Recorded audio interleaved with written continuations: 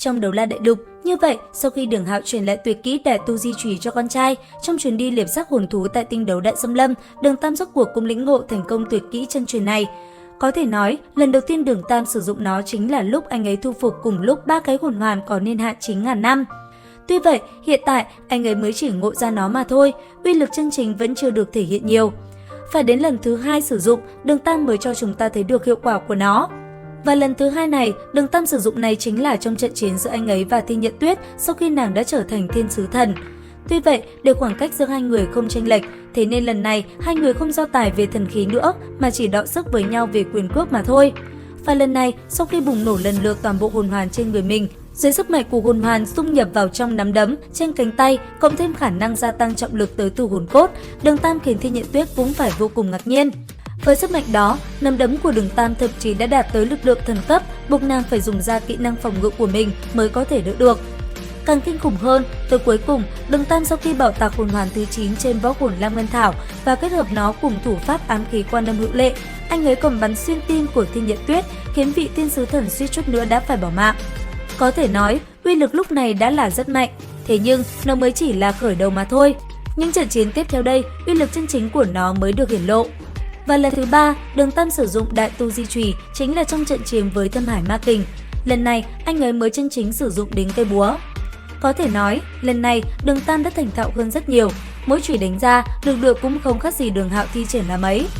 Cuối cùng, sau khi bùng nổ 2 cái hồn hoàn đầu tiên khiến đối thủ sợ hãi, Đường Tam đã quyết định kết thúc trận đấu.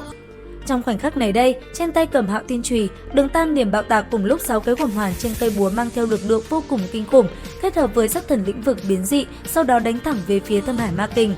Đỡ một đòn Đại Tu Di Chủy mang uy lực khủng khiếp đó, cho dù là Thâm Hải Ma Kình hồn thú gần 100 vạn năm, thực lực sánh ngang tuyệt thế đấu la 99 cấp cũng không chịu nổi.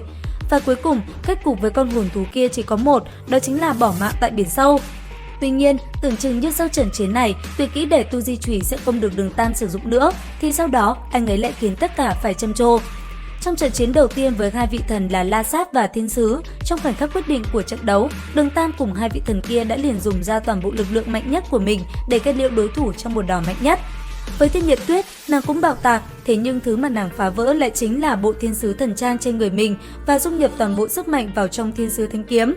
Còn Đường Tam, anh ấy so với Thiên Nhận Tuyết còn kinh khủng hơn rất nhiều. Lần này, trong một đòn mạnh mẽ nhất tung ra, Đường Tam liền cùng lúc bạo tạc 10 cái hồn hoàn mạnh nhất của mình và dung nhập sức mạnh của nó vào bên trong Hải Thần Tam So Kích.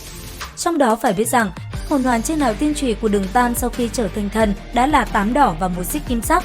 Hơn nữa, trong 10 hồn hoàn này còn có thêm một cái hồn hoàn thần cấp nữa, chỉnh thể hồn hoàn cũng đã rất kinh khủng rồi. Có thể nói, khi Đường Tam bảo tạc toàn bộ 10 hồn hoàn này, thậm chí trời đất theo đó cũng phải chấn động kịch liệt. Và cuối cùng, sau khi ngưng tụ toàn bộ lực lượng mạnh nhất vào bên trong Tam So Kích, lúc thi triển nó, Đường Tam liền vận dụng Hoàng Kim Thập Tam Kích 13 thức hợp nhất, sau đó đánh thẳng về phía đối thủ của mình. Đón nhận một đòn này, cho dù là Thiên Nhận Tuyết dùng ra toàn lực cũng không thể đỡ nổi. Chẳng những công kích của nàng bị phá vỡ, cánh tay của nàng sau đó còn bị công kích của Đường Tam chặt đứt, sau đó liền rơi vào trạng thái hôn mê. Tuy nhiên, Đường Tam sau khi dùng ra toàn bộ lực lượng mạnh nhất, tình hình của anh ấy cũng không khá hơn. Bởi vì khoảnh khắc sau đó, sau khi Bỉ Bỉ Đông tung ra một đòn tuyệt sát, nàng đã đâm trúng người Đường Tam, khiến nam nhân kia gần như mất mạng. Nhờ có cốt đấu la cùng kiếm đấu la và Đường Hạo yểm hộ, anh ấy mới có thể rút được liêm đao ra khỏi ngực của mình. Tuy vậy, kết cục cuối cùng của anh ấy vẫn là bỏ mạng dưới tay Bỉ Bỉ Đông. Thế nhưng trận chiến đó Đường Tam lại bị hai vị thần cùng lúc vây công. Nếu đổi lại là trận chiến 1 với 1, e rằng cho dù là Thiên Nhận Tuyết cùng Bỉ Bỉ Đông đỡ lại một kích toàn lực khi Đường Tam bạo tạc 10 hồn hoàn, bọn họ cũng chưa chắc đã chịu nổi, thế nên không thể xem thử sức mạnh của nó được. Có thể nói tuyệt kỹ Đại Tu Di Chủy kết hợp với phương pháp tạc hoàn tạo ra sức mạnh thật là kinh khủng đúng không các bạn? Video đến đây là hết rồi, xin chào và hẹn gặp lại các bạn ở những video tiếp theo.